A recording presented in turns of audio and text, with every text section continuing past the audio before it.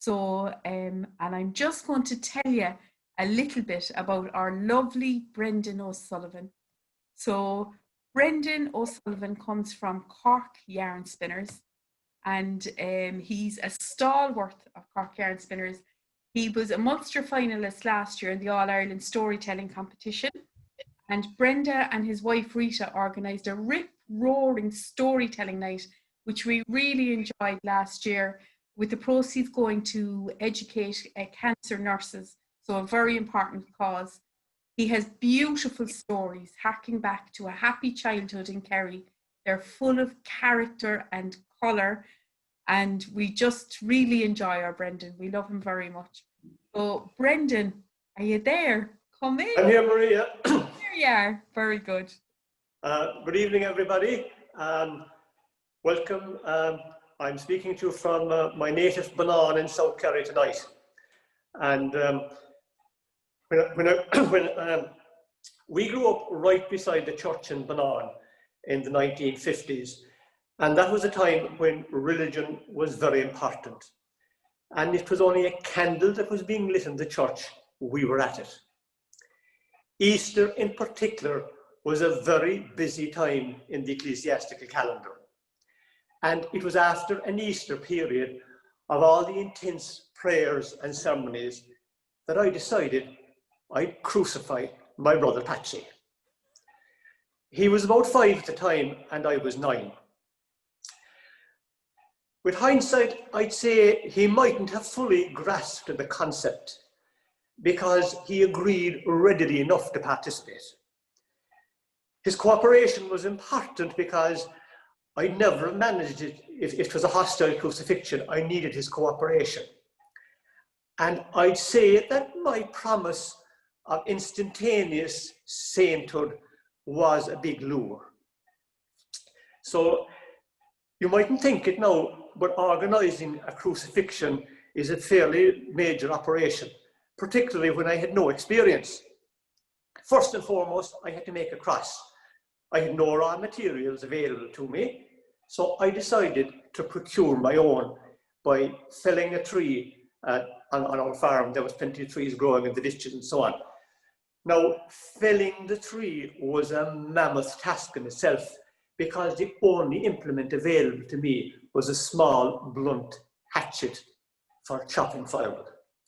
Undaunted, I set off and I found a suitable tree and I set about felling it with zeal. Well, lads, by the time I had that tree flattened and the branches taken off it, my gansy was stuck to my back with sweat and my poor hands, they were aching from all the chopping. I then chopped off about 2 feet off the top of it to make the cross member for my cross. Nails were my next problem. I was mad for driving nails into the trees around the house, so Dad had any nails that he had hidden from me. That didn't stop me. I went to my neighbour Joe and I borrowed some. I came back then, and using the back of my hatchet as a hammer, I assembled my cross together. The nails were a bit long and they stuck out at the back, so I turned the cross over and I managed to clinch them at the back. Knacky work now for a 9-year-old. I then lugged the cross to the orchard, which was the chosen site for the crucifixion. I picked the orchard because it was close to the house and it would be easy to get Patsy there. But first of all, before I could do that, I had to dig a hole that I could stand my cross in when it was upright. Another big job, because the only tool I had available to me was a little ashes shovel. And I eventually managed to dig a hole about 9 inches deep with the shovel and give me the odd thump with the hatchet and everything else, trying to loosen it up. The days are short enough, you see, at Easter, so it was getting quite late. So reluctantly, I abandoned the project until the following morning. That night, I questioned my grandmother Nan thoroughly about the crucifixion of Jesus. She was absolutely delighted with my newfound religious fervour, and she told me the whole story in great detail. And I hadn't realised up to then that when Jesus was crucified with the 2 robbers, they were tied and not nailed to their cross. I think it was at that stage I decided it might be more humane to Patsy to tie him to the cross. Anyway, nailing could be very messy. The following morning I was up bright and early, and I gathered up every bit of a cord and a string and a bit of a share sheet I could find anywhere, and I brought Patsy out to the orchard, and I laid him out on the cross, and I tied him securely with my cords and everything else.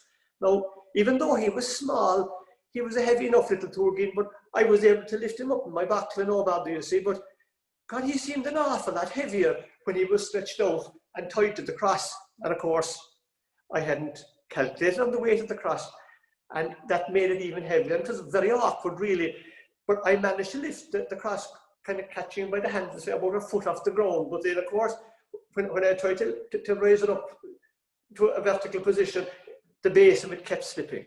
And there was no way in the world I could raise it up with him attached to it, even though I nearly put out my balloons trying. So I had to undo all my fine knots that I had made and release him for the moment. And I was wondering then, how would I manage? And then it came to me. There was plenty of apple trees in the orchard, and I reckoned that if I stood the cross in a semi-upright position against one of the trees and then tied Patsy to it, that I'd be able to get him into an upright position. He obligingly rested his feet in a fork in the apple tree, you see, and I tied his hands. All very good. Tying his feet now was a bit trickier.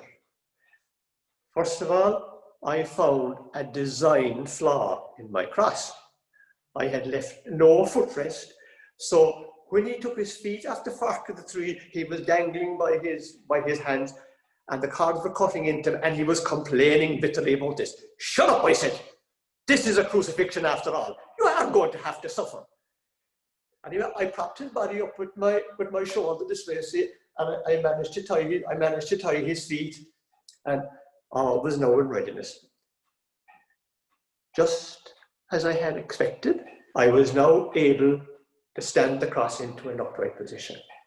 But of course, lack of experience is deadly, you know.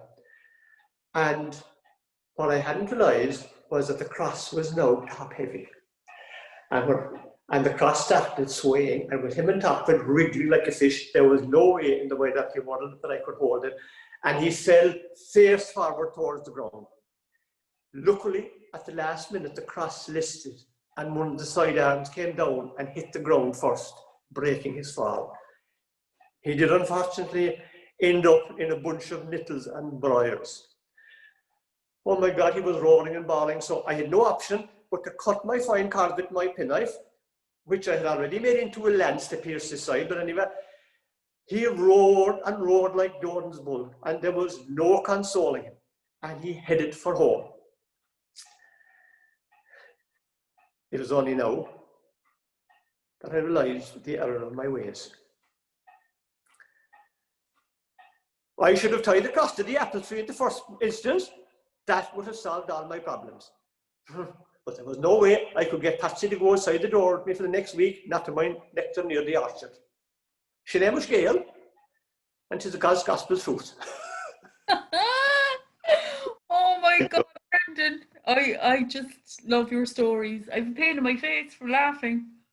What a great complaint. What a great complaint. Thank you so much, you know. So